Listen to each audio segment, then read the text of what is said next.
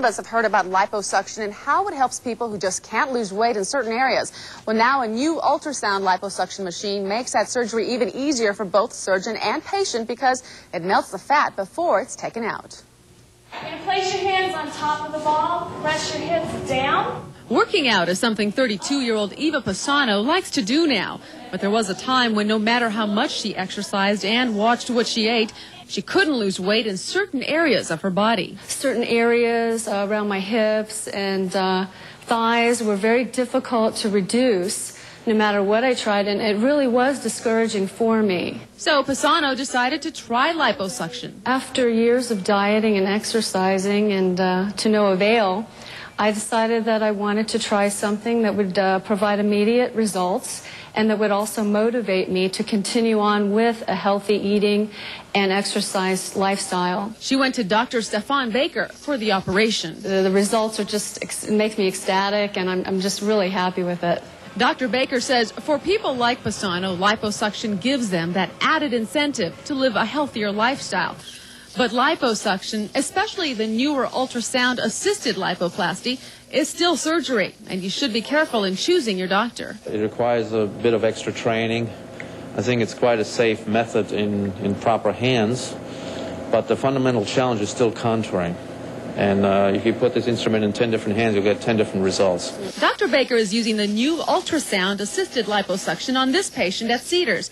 It so far is the only machine that is FDA approved. The machine is the machine that was utilized in the clinical trials over the last 2 years, and it's been used on over about 500 patients by now, and it's shown to be safe. Dr. Baker says that this type of ultrasound liposuction is best used when you have larger amounts of fat to remove from hard-to-reach areas. It also leaves less bruising as well. Your sound waves start traveling down this instrument, which is called a cannula, and the sound waves emerge at the tip. It just pulverizes the fat. Gone. And that's what goes on the inside of the body. It goes very quickly, and it just mechanically breaks up the fat, and all that's left over is just a little piece of connective tissue. Scarring is minimal because the cannula used is very small. Just look at Pisano's scars. You can barely see them.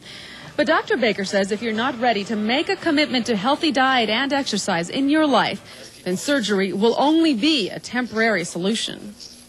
And joining us live right here in Daybreak Studios, Dr. Baker. Good morning. Thanks for waking up with us this morning. That really is important, diet and exercise. You do stress that before people actually have plastic surgery. That's correct. Liposuction is not a substitute for your hard work in the gym or taking proper attention to your diet. It's a component of the management, and it should not be viewed as a replacement thereof. All right. A lot of new things out there regarding plastic surgery. In the media a lot, silicone breast implants, that controversy, we've heard about for quite a while. So doctors have been doing something new. They're looking into soybean. Is that true? There are several studies ongoing right now. Most of them are very experimental to look at new filler materials for the implants. One of them is soybeans. There are also other materials such as seaweed and other materials that are added to saline, which is the water that we currently have in the implants, that will make the implant feel more similar to a natural breast feel. And what is this that you have right here with you? These are the saline implants that we're currently using. There's something new about them, that is the shape. Previously, we only had round implants which had the same amount of projection in the upper as in the lower part of the breast. And the new anatomic shaped implants give a more breast-like appearance by having more projection in the lower half. Here, let's hold them side to side and then you can see the difference like that. And these are both saline-type implants, which are currently the only ones that are in use in the United States. Right. Okay, well, throughout the morning, we've been asking our viewers to write us via email. We have a couple of questions here. One from Chuck. Please comment on what's done with the excess skin after liposuction. Is a separate procedure required to remove it? That is the most important question to be addressed during any liposuction procedure. The elasticity is paramount, and the patient has to be very carefully examined in terms of elasticity. If you have bad elasticity, you will likely not be a candidate for liposuction because the skin is required to shrink down, and you need good elasticity.